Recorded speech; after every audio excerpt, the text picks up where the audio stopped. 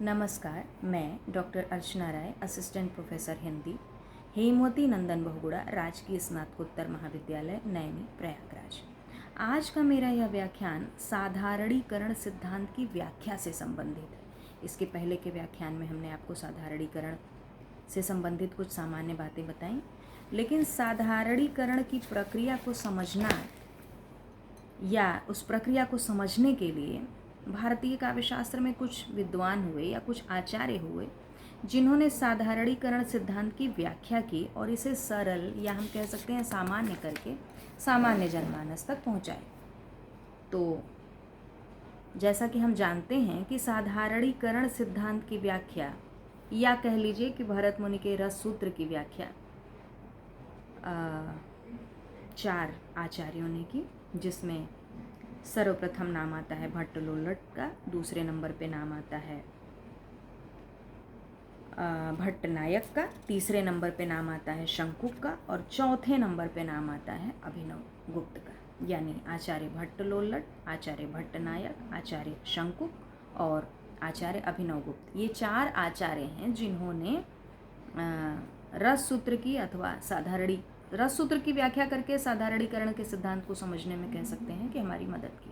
तो आइए सबसे पहले हम समझते हैं भट्टलोल्लट का उपचिति या उत्पत्तिवाद। आइए हम यह जानने का प्रयास करें कि यह उपचिति या उत्पत्ति क्या है और यह साधारणीकरण की प्रक्रिया में कहाँ तक सहायक है और इससे रस की प्राप्ति कैसे किस प्रकार होती है। तो आइए शुरू करते हैं। भट्टलोल्लट का उपचित या उत्पत्तिवाद। साधारणीकरण सिद्धांत की व्याख्या करने वाले प्रथम आचार्य हैं आचार्य भट्टलोल्लट। इसीलिए आचार्य भट्टलोल्लट को साधारणीकरण सिद्धांत का प्रवर्तक आचार्य भी माना जाता है। जैसा कि हम जानते हैं, आचार्य भरत मुनि ने रस सूत्र दिया। यह रस सूत्र क्या है? विभावानुभाव व्यभिचारी संयोगाद रस निष्पत्ति, अर्थात विभाव, अनुभाव और व्यभिचारी भावों के संयोग से रस की निष्पत्ति होती है। अब इसी सूत्र की व्याख्या करनी है कि विभाव, अनुभव और व्यभिचारी भाव के संयोग से रस की निष्पत्ति कैसे होती है। तो इस सूत्र की व्याख्या करते हुए आचार्य लोल्लट ने या भट्टलोल्लट ने, आप कह सकते हैं, सर्वप्रथम संयोगाद शब्द की व्याख्या की। यह संयोगाद शब्द क्या है? विभावानुभाव व्यभिचारी संयोगाद। संयोगाद शब्द की व्याख्या करते हुए उन्होंने बताया कि संयोग का अर्थ संबंध से है और निष्पत्ति विभावानुभाव व्यभिचारी संयोगाद रस निष्पत्ति, निष्पत्ति का अर्थ उत्पत्ति से है। यानी उन्होंने कहा कि रस की उत्पत्ति होती है। तो अब पुनः हम समझते हैं कि रस की उत्पत्ति कहाँ और कैसे होती है। आचार्य भट्टलोल्लट के अनुसार रस की उत्पत्ति मूल पात्र में होती है और जब उसी मूल पात्र, जैसे राम, जैसे सीता, जैसे लक्ष्मण, जो ऐतिहासिक पात्र हैं, या कोई भी ऐसे पात्र जिनके बारे में प्रायः आम जनता जानती है, समझती है, या वो जनमानस के मनोमस्तिष्क में विद्यमान है पहले से, मूल पात्र, तो आचार्य भट्टलोल्लट कहते हैं कि रस की उत्पत्ति मूल पात्र में होती है और जब इसी मूल पात्र का अभिनय पर्दे पर उपस्थित कलाकार करता है तो सहृदय के मन में स्थित विभाव आदि यानी विभाव, अनुभाव, व्यभिचारी भाव का पात्रगत स्थायी भाव से संयोग होने पर स्थायी भाव पूर्ण होता है और यह परिपुष्ट या परिपूर्ण स्थायी भाव ही रस है। क्या तात्पर्य हुआ इसका? विभाव, अनुभाव और व्यभिचारी भाव के संयोग से स्थायी भाव उपचित होता है या उत्पन्न होता है और इसी उपचित स्थायी भाव से रस की उत्पत्ति होती है। यह स्थायी भाव या वह स्थायी भाव जो रस रूप में परिणित नहीं हो पाता, वह अनुपचित स्थायी भाव कहलाता है। एक एग्जाम्पल के तौर पर, उदाहरण के तौर पर आइए हम इसे समझने का प्रयास करते हैं। कहते हैं आचार्य भट्टलोल्लट कि रस वस्तुतः राम आदि मूल पात्र में रहता है और जो अभिनेता है या अभिनय करने वाला नट है वह उस मूल पात्र पर अनुसंधान करता है, उसको समझने का प्रयास करता है और स्व अनुसंधान के बल से वह नट यानी अभिनय करने वाले पात्र में प्रकट होता है। तो क्या कहा उन्होंने कहा कि रस वस्तुतः राम आदि मूल पात्र में रहता है एवं अनुसंधान के बल से वह नट यानी अभिनय करने वाले पात्र में प्रकट होता है। दर्शक, पाठक या श्रोता अभिनय करने वाले पात्र पर मूल पात्र का आरोप करता है, यानी वह उसे ही राम आदि मान लेता है और यह प्रतीति ही रसास्वाद का माध्यम बनती है। यानी मूल पात्र को सहृदय अभिनेता पर आरोपित करता है और जब वह अभिनेता पर आरोपित कर लेता है तो उसी को समझ लेता है कि यह मूल पात्र है, या हाँ उसी को समझ लेता है कि मूल पात्र है, फिर उसी के हिसाब से उसके जो सहृदय के विभाव आदि हैं वह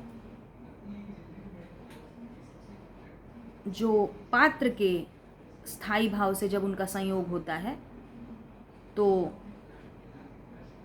परिपुष्ट अस्थायी भाव उत्पन्न होता है और यह परिपुष्ट स्थायी भाव ही रस के रूप में उत्पन्न होता है। तो कुल मिलाकर 3 चीज़ें उन्होंने मुख्य रूप से बताई। रस मूल पात्र में स्थित होता है, विभाव का स्थायी भाव से संयोग होता है और यह संयोग ही रस निष्पत्ति में सहायक होता है। तो उन्होंने यहाँ विभाव को उत्पादक और स्थायी भाव को उत्पाद्य बताया।